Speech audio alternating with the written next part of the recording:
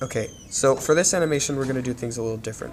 This video will be organized into the 5 main time periods, and this section of the video will be organized into the 5 categories of spice: social, political, interaction / industry, culture, and economics. I'll try and make this as fun to watch as possible. Please excuse my bad drawings and handwriting. If what I am talking about in one category relates to another, look at the top left letter, or I'll just tell you. There may be repeats of facts. Our region today, Europe. The social grouping starting in the Neolithic Revolution. You know, agriculture pretty much just got started, and your little clans all around Europe had a great idea to form different areas of ruling, develop classes, and make things. Yay! All was happy, except for the lower class. They're slaves, poor, or just plain unhappy. This all really starts in Greece. Okay, so this whole class system is pretty much ruled by the military. They go, he looks like a good ruler, until they don't like him. And, you know, they're not following his orders anymore. They take over and put a new one in there. This Greece is where a concept of ideal beauty started, along with more organized sports in the Olympics and such. Sound the horn, the Romans are here! From about 509 BCE to 476 BCE. Under the Roman law, the citizens of Rome were supposedly all equal, but they liked their slaves and servants. They came up with more cool things like fights to the death and a huge coliseum along with bread and the circus. They also developed the Pax Romana. More on that later. A big part of their social system was Greco-Roman philosophy and science, which justified their social hierarchy, creating an oxymoron of a society of equal people. Throughout the evolution, and even the fall of the civilization, patriarchy became much more prevalent in homes. The eventual fall in this category was the extreme social inequality of the social classes, causing tensions and fights. Politics here was a huge development, but back to the start. In the original Greek city-states, they formed clans and such to using their strong militaristic government, which centralized in Athens. They had colonies and an extremely great military, again, for their time. They were one of the first governance societies. The golden age of democracy came about here due to the age of Pericles, but the Greeks lost power due to mistakes in the Peloponnesian War with Sparta. Macedonians took advantage here to go ahead and take over Greece, uniting them at the same time. Alexander the Great comes in and likes Persia a whole lot. Anyways, back to the Romans. Their government was centralized, even when morphing from republics, dictatorships, and empires. They used civil services, senates, wait, sorry, I'm reading the script here. It says patricians, but I'm not sure that's what I meant. Tangent. Anyways, their government processes... You know what, I'm just going to have to restart. The government processes used republics, dictatorships, empires, and many civil services, senates, patricians, and plebeians. The citizens were equal under the law. Anyone opposed would be served justice. Oof. They used Pax Romana, employing the conquered nations in their armies and giving them citizenship. The politics of Greco-Roman philosophy and science justified how their politics were run. The conquered were also given freedoms like the Romans had. The fall here was due to weakened battle frontiers because of security issues, along with threats of invasions. Alright. All of these civilizations were shaped by the landscape, separated by mountains and waters and such. During the Neolithic Revolution, many inventions in transportation and communication were made.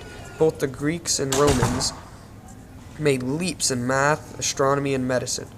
Greco-Roman P&S here, philosophy and science, of course you knew that, is that logic and empirical observation are necessary for the daily life. The Romans were very good at making people build their fortifications and roads and everything. More complex inventions increased trade and productivity. Agricultural developments here were increased the population in Europe, along with the different nations' productivity. The fall, again, sorry, the poor sewers, the poor sewers brought disease, killing and weakening Rome. Their excessive mobilization of resources didn't help that either. Europe was a big center for developing cultures. Athens was the main culture center in Greece, with art, architecture, sculptures, etc. Greek was kinda odd, though. They had gender equality, but without individuality. The Greeks and Romans were very polytheistic. Hellenism started around 431 BC, pretty much at the takeover with the Romans. The Romans excelled in art and architecture, making all these cool things. Jesus showed up at around 30 CE with the establishment of Christianity. Greco-Roman philosophy and science came together to form the basis for Roman life. In the Roman cities, the people could hold public rituals. The fall here was due to cultural differences of the people under and outside Roman rule. The entirety of Europe was not a very agricultural region at this point in time. Pretty much bad dirt. Most empires here made money from colonial gains. Trade with Asian and African empires was also a huge part of their economy. They used their roads and supply lines to cities. They were really good at the integration of their conquered's economy while getting the conquered to help sustain their own. They introduced common currencies, which helped organize their cities and turn them into major trade centers. The many inventions and developments previously stated increased the productivity of this people. Their economic fall was probably the most important. They spread their resources way too thin, while the economic inequalities between the classes caused harsh feelings within their populations, resulting in different wars and civil disputes.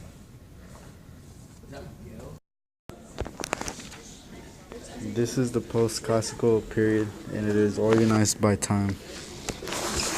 The Industrial Revolution increased the material wealth of the Western world. Europe prior to the Industrial Revolution,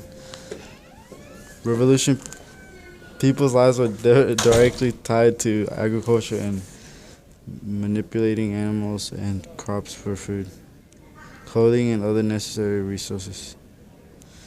People created goods in their own homes which could be sold to others. Transportation like carbon, compass, astral ship design, and maps. Facilitating trade, existing trade routes, new trading cities, new trade routes in Mesoamerica, Andes. Migration, environmental, and linguistic effects. Vikings' ship technology allowed them to sell and trade parts of England, France, Russia, Italy, and the Byzantine Empire. Knowledge and technology adaptations like camels and horses helped them travel. The pre-modern time period is unavailable at this moment. For help, please press the red dial button. Repeat, for help, please press the red dial button. This is the modern time period, organized by Spice. The modern period spanned from 1750 to 1900 CE.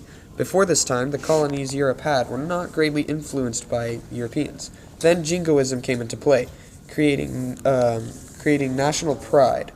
This was all part of the Enlightenment movement.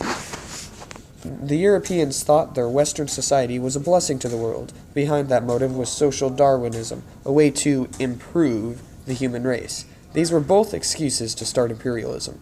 This was the old imperialism. The new imperialism was from 1870 to 1914, led by explorers and settlers, socially. Migration and immigration to and from colonies resulted in what I will call, for simplicity reasons, multi-mixing. In this subgroup, it caused drastic social class changes that caused tensions in the future. With the collapse of slavery came even more class mix-up. class mix-ups, still having aftershocks into today. Many social revolutions came to pass, changing laws and ideals, like Marxism, communism, socialism, many capitalistic areas also. Now that we're getting into politics, a crap ton of politics goes on in this time period, with political rulings and theories like imperialism, especially, and protectorate active. Many changes happen all around the world. I'm just going to pause here so you can read the definitions for those. I will try to focus on Europe as much as possible, but considering they have heavy involvement in everywhere, it's going to be difficult. The European centralized government was heavily strengthened by the Industrial Revolution, which I will refer to as the IR.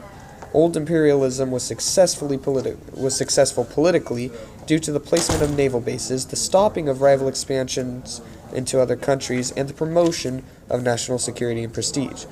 The laws these countries made, i.e. tariffs, etc., also benefited them.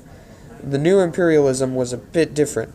The Ottoman and Chinese empires were in a steep decline, along with the African slave trade or the AST. Compared to them, Europeans now had an extremely organized government. These governments supported their businesses, which made an extremely economic gain.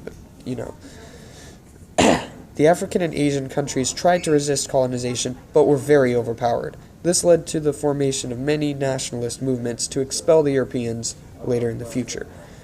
There were some anti-imperialists in Europe, believing imperialism to be for the rich, immoral, and non-democratic.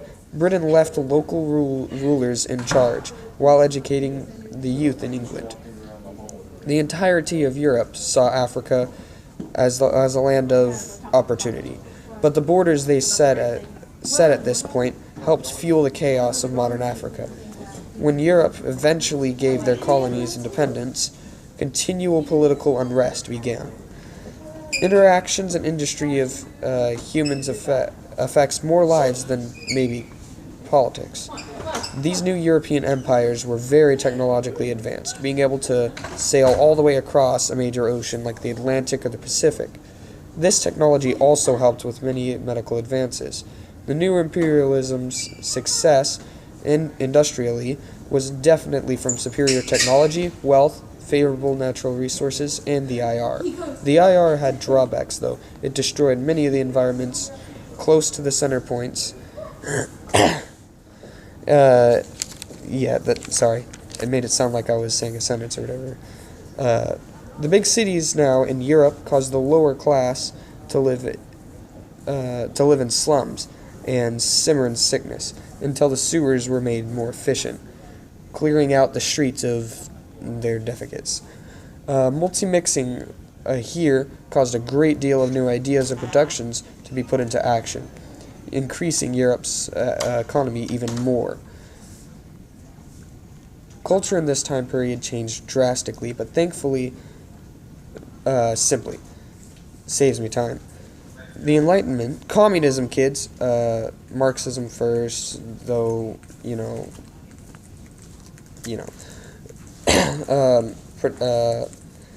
Christianity benefits heavily at this time, with missionaries and converts spreading, and multi-mixing into their colonies and what would it be called? Oh my gosh, their home, their rulers. I'm going to say that. The new imperialism was culturally led by Christian missionaries. When African and Asian countries were threatened takeover, they tried to resist by reverting back to their religious traditions. Many European countries would impose their culture on their colonies once they were taken over. Family values change drastically, and leisure culture is introduced, i.e. television, sports, etc. Protectorate and spheres of influence heavily affect the economy. I'm going to pause again for the definition on sphere of influence. For the old imperialism, they succeeded by obtaining new raw material sources, markets, ventures, and enterprises.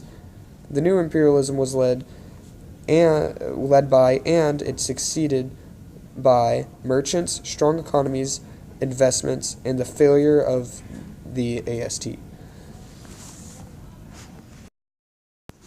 This is the contemporary period organized by time, 1945 through 1959, a peaceful Europe, the beginnings of lubrication. The European Union is set up with a aim of ending the frequent and bloody wars between neighbors, which culminated in World War II. 1960 through 1969 was a period of growth. The 60s was a good year for the economy to help by the fact that EU countries stopped charging custom duties when from each other. Also, agriculture is produced. 1970 through 1979, a growing community. The first enlargement, the results of October 1973, results in an energy crisis. The EU adopts laws to protect the environment, introducing notion the pollute pay. 1980 through 1989 was a time of the changing fare of Europe, the fall of the Berlin Wall, the Polish trade union. This treaty provides the basis for a vast 6-year program aimed at sorting out the problem with the free flow of trade across EU. 1990 through 1999 was a Europe without frontiers, with the collapse of communism across Central and Eastern Europe. Europeans became closer neighbors, people concerned about how to protect the environment and how they can act together when it comes to security and the environment.